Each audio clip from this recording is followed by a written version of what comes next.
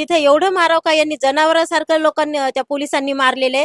Police होते का काही गुंडे होते काही सांगता येत नाही. अक्षरशः अंगावर असे काटे येत होते आणि रडायला येत होतं की आपला मुलगा तर तिथं नुसतं हेच करायला लागला, पण त्या ज्या लेकरांना मारलं, डोके फोडले, त्यांच्या आई वडिलांना आज काय वाटत असेल. झालेलं नाहीये. त्याचे पप्पा ऍडमिट होते तेव्हाच झालेलं बोलणं. या 8 दिवसात काहीच नाही. एक तर मंत्री इथलचा त्यांचाच मंत्री बसवायचा आहे, त्यांना काही विरोध पक्षाचा बसवायचा नाही, काही नाही. मग लाठीचार्ज हा करायलाच नव्हता पाहिजेत. 1 महिन्यापासून तिथं काहीतरी झालं का? एवढे लेकरं बसले शांततेने, कुठं काही केलं का त्यांनी? काहीच नाही. यांनीच गाड्या फोडतायत आणि म्हणे पोरांनी गाड्या फोडल्या, यांनीच फोडायला लागले. व्हिडिओ आहेत ना, पोलीस लोकच त्यांच्या त्यांच्या गाड्या फोडायला लागलेत आणि त्यांच्यावर आरोप घालतायत. चुकीचं आहे ना हे, सरकारचं फार चुकीचं आहे हे.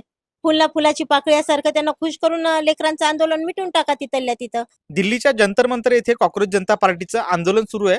धर्मेंद्र प्रधान यांचा राजीनामा द्यावा या मागणीसाठी हे आंदोलन सुरू आहे आणि काल त्या ठिकाणी जो काही राडा झाला, लाठीचार्ज झाला, ते दृश्य बघून अनेक नागरिकांनी त्या संदर्भात संताप व्यक्त केलाय. हे सगळं होत असलं तरी या सगळ्या आंदोलनाचं नेतृत्व स्वतः अभिजित दिपके करतोय आणि तो अभिजित दिपके छत्रपती संभाजीनगर जिल्ह्यातला आहे. आज मी त्याच्या घरी आलोय, त्याच्या आईशी आपण बोलणार आहेत. त्याच्या आई आपल्या सोबत आहेत. अभिजित तिथे आहे अनेक दिवसांपासून तिथे, त्याच्याबद्दल तुम्ही पहिल्यापासूनच काळजी व्यक्त करताय. पण काल जे सगळे दृश्य तुम्ही बघितले ते बघितल्यानंतर तुमच्या मनात आई म्हणून काय आलं? खूप वाईट वाटलं ना. लाठीचार्ज व्हायला नव्हता पाहिजे. एवढं त्यांनी लेकरांनी काय केलेलं होतं? त्यात फक्त त्यांच्या मागण्या पूर्ण करायच्या होत्या यांनी. तेवढं करायला पाहिजे होतं. लाठीचार्ज हा करायलाच नव्हता पाहिजे. त्यांनी काय कुठे काही केलेलं नाही, तोडफोड केली नव्हती, काही नव्हतं. त्यांचं प्रामाणिकपणे 1 महिन्यापासून आंदोलन चालू होतं. तिथं कुठंतरी त्यांनी गालबोट आतापर्यंत लावलेला होता का? अजिबात नाही. आता त्यांनी काल लाठीचार्ज हा चुकीचा झालेला आहे. लाठीचार्ज करायलाच नव्हता पाहिजे त्या लोकांनी. बरं, ह्या लाठीचार्ज जेव्हा झाला तेव्हा ते सगळे जे दृश्य तुम्ही बघत होतात का?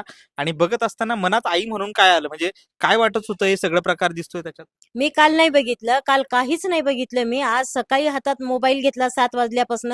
अक्षरशः अंगावर असे काटे येत होते आणि रडायला येत होतं की आपला मुलगा तर तिथं नुसतं हेच करायला लागला, पण त्या ज्या लेकरांना मारलं, डोके फोडले, त्यांच्या आई वडिलांना आज काय वाटत असेल की आम्ही आमच्या मुलांना पाठवत नव्हतं तरी मुलं घरातून भांडणं करून गेले. आणि तिथे एवढं माराव का यांनी जनावरांसारखं लोकांनी त्या पोलिसांनी मारलेले. पोलीस होते का काही गुंडे होते काही सांगता येत नाही. असं थोडीच मारतात पोलीस लोक. काहीतरी लिमिट असते ना मारायला. एवढं मारत असतात डोके फुटेपर्यंत, टाकेपर्यंत. एखादं मेलं तरी यांना काही गरज नाही ना सरकारांना.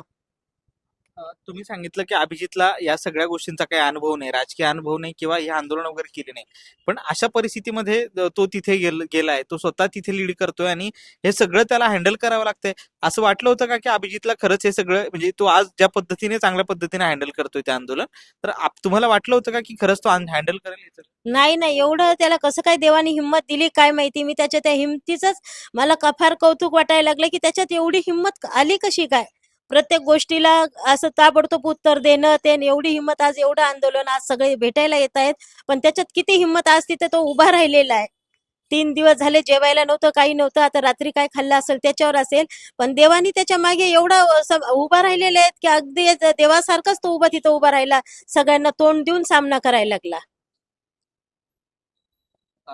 जे ही सगळी परिस्थिती एकट्यावर जबाबदारी त्याच्यावर, तिथे सगळ्या गोष्टी जबाबदारीने हँडल करायच्या आहेत. आज विद्यार्थ्यांना होणारा अन्याय किंवा सगळ्या गोष्टी, तर हे सगळं त्याच्यावर तणाव आहे असं काही बोलणं वगैरे होतं का? आणि तुम्हाला त्याच्याबद्दल काय काळजी वाटते? नाही ना, बोलणंच झालेलं नाहीये. त्याचे पप्पा ऍडमिट होते तेव्हाच झालेलं बोलणं. या 8 दिवसात काहीच नाही.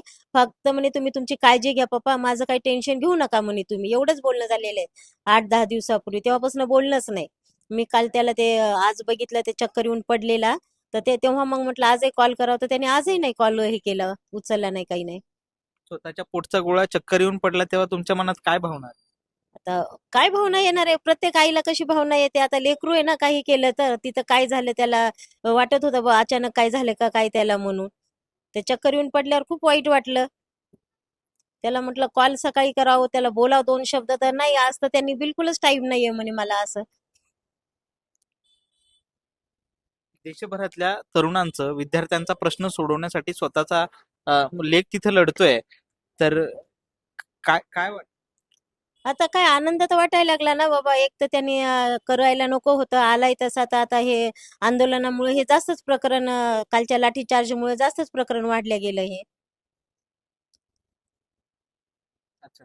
पण ज्या विद्यार्थ्यांना एवढं रक्तबंबाळ ओसर मारलं ते सगळे दृश्य विचलित करणारे होते. हा, विचलित करणारे आहेच ना, कोणालाही तसं वाटेल ना. कोणत्याही आईला वाटेल की आज आपल्या लेकराला तिथं मारलं म्हणजे हे सरकारने चांगलं नाही केलं ना. लाठीचार्ज हा करायलाच नव्हता पाहिजेत. 1 महिन्यापासून तिथं काहीतरी झालं का?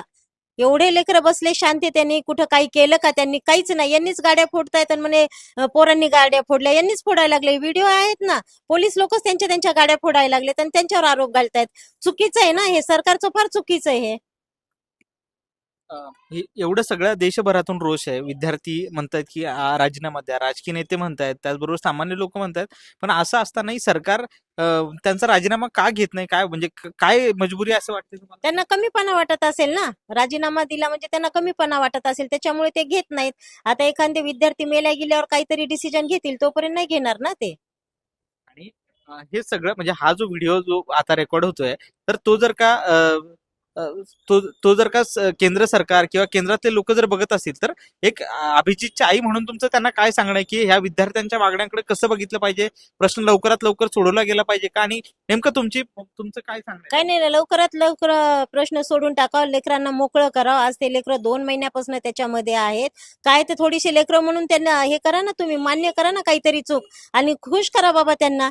फुलाची पाकळ्यासारखं त्यांना खुश करून लेकरांचं आंदोलन मिटून टाका तिथल्या तिथं. झालं, मग लेकरही खुश होतात आणि सरकार नाराज नाही होणार एवढं काही असल्यावर. त्यांना काय, फक्त एक तर मंत्री इथलचा त्यांचाच मंत्री बसवायचा आहे. त्यांना काही विरोधी पक्षाचा बसवायचा नाही, काही नाही. मग काही हरकत नाही ना त्यांना तेवढं करायला. आणि अभिजित बद्दल चिंता वाटते आणि काय सांगाल त्याला, तो जर का हा व्हिडिओ बघत असेल? आता चिंता तर वाटणारच आहे ना, त्याच्याबद्दल चिंता वाटायसारखंच आहे ना. रात्री झोप वगैरे येत नाही, त्याची सारखं आठवण येतं बाबा. 1 दीड महिना झाला बाहेर आहे, खाणं पिणं वेळेवर नाही, काही नाही, तब्येत खराब झाली. वाटते चिंता. बघूया 2-3 दिवसात जाणं झालं तर. त्याला काही नाही, तू तुझी बाळा चांगली काळजी घे वगैरे, सक्षम राहा, उभा राहा. आता तिथे आहे त्या कंडिशन मध्येच. आता जेवण वगैरे भरपूर चांगलं कर. पण अशातच त्याने उपोषणाचाही निर्णय घेत होता. हा, उपोषणाचा निर्णय घेतल्यावरच आम्हाला खूप वाईट वाटलं, कारण तो कधीही त्यांनी काही खाल्लं पिल्लेलं म्हणजे असं कधी उपाशी राहिलेलाच नाहीये.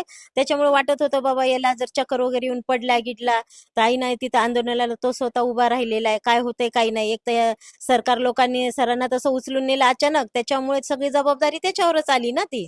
त्याच्यामुळे भीती वाटत होती.